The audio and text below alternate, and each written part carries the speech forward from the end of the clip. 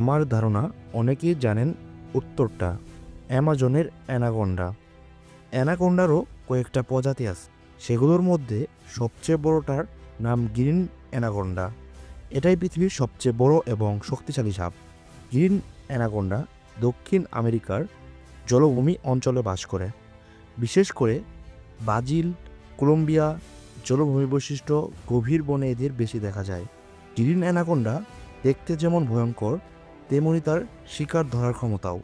Green anaconda পৃথিবীর সবচেয়ে ভারী সাপ হিসেবে পরিচিত। লম্বায় দৈর্ঘ্য 20 থেকে 30 ফুট, প্রায় 6 থেকে 9 মিটার পর্যন্ত হতে পারে, আর ওজন 250 কেজি, প্রায় 550 পাউন্ড পর্যন্ত হতে পারে।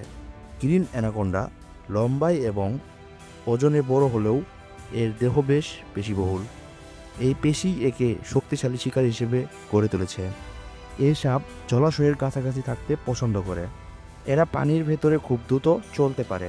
পানিতে এদের গতি কয়েক গুণ বেশি।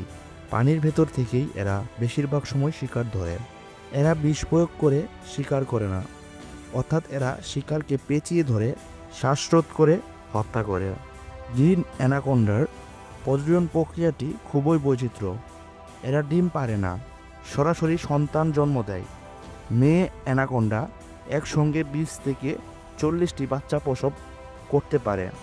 বাচ্চাগুলো জন্মের পরপরই শিকার ধরতে সক্ষম, তবে জীবনের শুরুতেই এরা হুমকির মুখে থাকে, কারণ অন্য শিকারী প্রাণীদের জন্য সহজ শিকার এরা।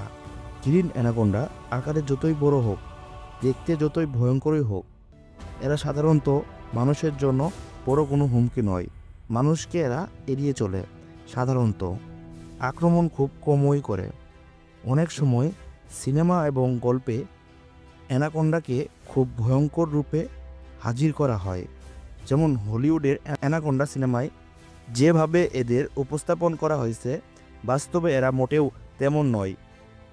আক্রমণ না হলে কিংবা নিজেকে বিপন্ন বোধ না করলে মানুষকে আক্রমণ করে না।